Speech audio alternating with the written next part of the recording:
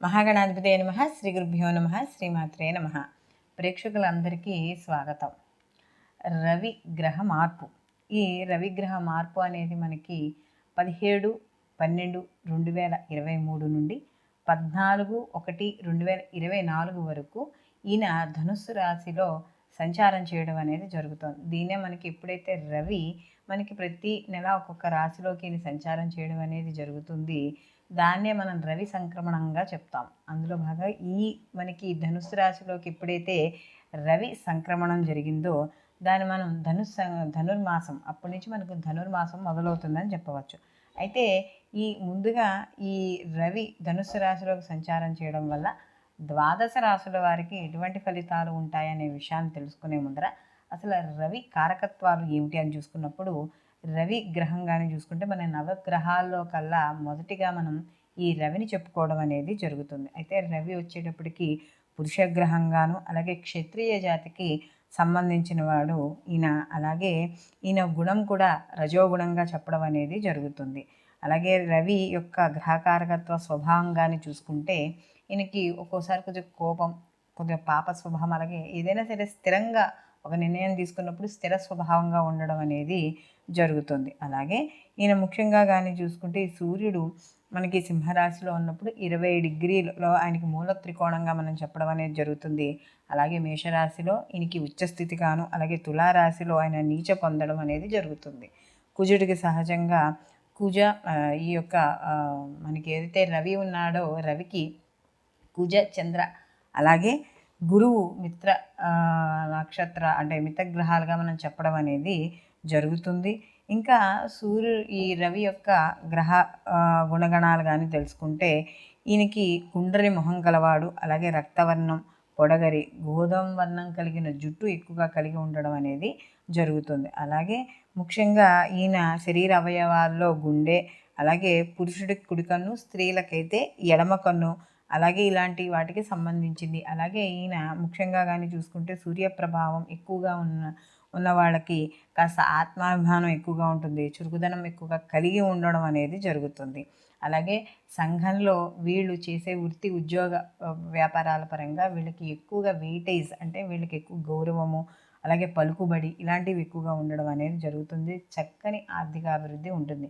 అయితే వీళ్ళకి అనారోగ్య సమస్యలు కానీ ఏవైనా వచ్చేటప్పుడు ఎక్కువగా కంటికి సంబంధించిన ఇబ్బందులు, అలాగే గుండెకి సంబంధించినవి, అలాగే మనకి వేసవకాలం చూడండి ఎక్కువగా ఈ వడదెబ్బలు తగులుతూ ఉంటాయి. దానికి ఆరోగ్యకారకుడు ఏదైనా సరే ఒక దీర్ఘకాలిక అనారోగ్యాలు అవి రాకుండా ఉండాలి అంటే సూర్యారాధన ఎక్కువగా చేయమని చెప్తారు.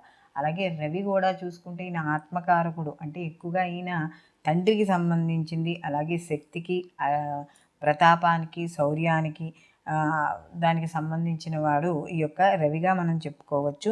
అలాగే ఎక్కువగా ముళ్ళ చెట్లకు పంటల్లో చూసుకుంటే మిరియాలు, మిరపకాయలు, కొబ్బరి, వాము, బియ్యం మొదలైన వాటికి అన్నింటికీ కూడా ఈయన కారకుడుగా చెప్పవచ్చు. ముఖ్యంగా ఈ యొక్క ఏదైతే ఈ రవి ఉన్నాడో ఈ రవి హృదయ సంబంధిత మందులు, వైద్యులు, రిజర్వ్ బ్యాంకు సంబంధిత వృత్తుల్లో కారకత్వాలు ఎక్కువగా వహిస్తాడు.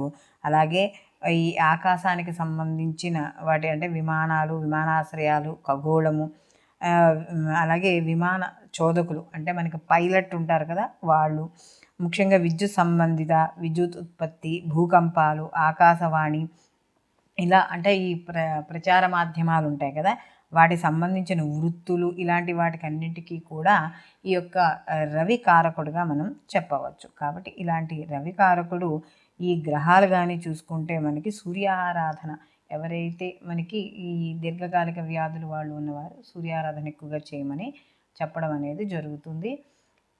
ఇప్పుడు ఈ రవి ఈ గ్రహ సంచారం వల్ల ఈ ద్వాదశ రాశుల వారికి ఎటువంటి ఫలితాలు ఉంటాయి అనే విషయాన్ని తెలుసుకుందాం.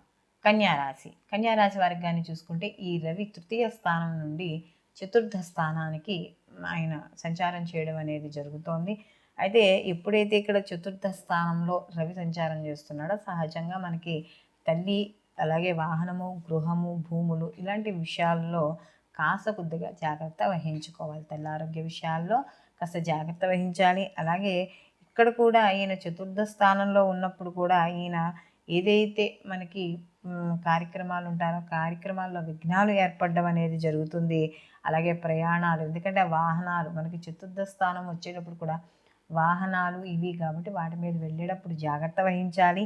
అలాగే ముఖ్యంగా చూసుకున్నప్పుడు ఇక్కడ చిన్న చిన్న ఇబ్బందులు, అవి ఇంటికి సంబంధించివి కావచ్చు, లేకపోతే ఏదైనా ఈ భూములు కొనుగోలు అమ్మకాలు చేసేటప్పుడు కావచ్చు, ఆస్తి విషయాల్లో కావచ్చు, ఏదైనా సరే చిన్న చిన్న ఆటంకాలు, విఘ్నాలు, వాటిల్లో మనోవిచారము, ఈ పని అవుతుందా అవ్వదా అనే ఇబ్బంది, ఇలాంటివన్నీ కూడా ఏర్పడతాయి. అలాగే కుటుంబ పరంగా కానీ చూసుకుంటే చిన్న చిన్న మనస్పర్ధలు, మాట పట్టింపులు, లేకపోతే మాట తగ్గకపోవడం. అంటే ఎలా అంటే మీ మాట మీద అది మంచైనా చెడైనా సరే ఆ మాట మీదే ఉంటానన్నాం. దానివల్ల ఇతరులకి ఆ యొక్క ప్రవర్తన తీరు అనేది కొద్దిగా నచ్చనట్టుగా ఉండడం వల్ల కాస్త కలహాలు ఏర్పడే అవకాశం అనేది కనబడుతోంది. అయితే ఇక్కడ ముఖ్యంగా భార్యాభర్తల మధ్య ఏవైతే అనుబంధం ఉందో వాటిల్లో కూడా చిన్న చిన్న మాట పట్టింపులు, కాస్త అన్యోన్యత ఏదైతే ఉందో అది లోపించడం, ఇలాంటివన్నీ కూడా జరిగే అవకాశాలు ఉన్నాయి. కాబట్టి ఇప్పుడు మనం చెప్పుకున్న విషయాలలో కాస్త జాగ్రత్తలు వహిస్తే కన్యారాశి వాళ్ళకి సరిపోతుంది. అయితే ఇక్కడ ఈ రవి యొక్క సంచారం వల్ల రవి ప్రీతి కొరకై, అంటే ముఖ్యంగా రవి అనుగ్రహం కలిగితే ఇందాక మనం చెప్పుకున్న వాటిలో అనారోగ్య సమస్యలు ఏవి కూడా దరిచేరవు.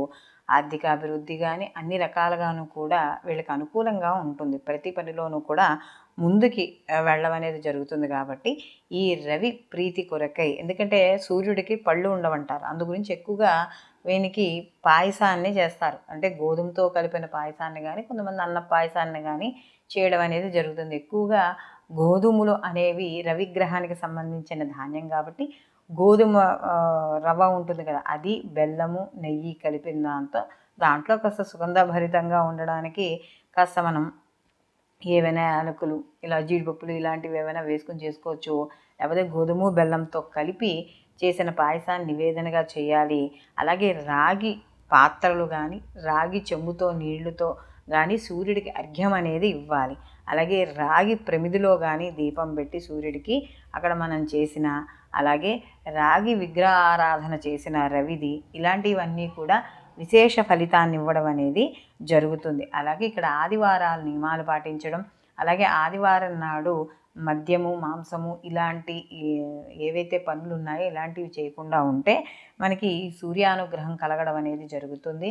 అలాగే ఈ రవి ధనుస్సు రాశిలో సంక్రమణం చేస్తున్న ఈ మనకి 17వ తారీఖు నుంచి 14వ తారీఖు వరకు ఏదైతే సమయం ఉందో ఈ సమయంలో ఆదివారాలు నియమాలు పాటించడం, సూర్యాష్టకము లేదా అరుణపారాయణ లేదా అరుణపారాయణ వినడం, ఇంట్లో మనకి ఇప్పుడు యూట్యూబ్లో దొరుకుతున్నాయి కదా, అరుణపారాయణ వినడము, లేదా మనకి ఈ యొక్క ఏదైతే రాగి పాత్రలో నీళ్లు పోసుకొని అందులో ఎర్రటి పూలని, గంధము అవన్నీ ఉంచి కూడా సూర్యుడికి అర్ఘ్యం ఇవ్వడం, ఆదిత్య హృదయ పారాయణ చేయడం, ఇలాంటివి ఏవి పాటించినా కూడా సూర్యానుగ్రహం అనేది ఈ ద్వాదశ రాశుల వారికి కూడా పొందడం అనేది జరుగుతుంది. సర్వే జన సుఖినో భవంతు, లోకా సమస్త సుఖినో భవంతు.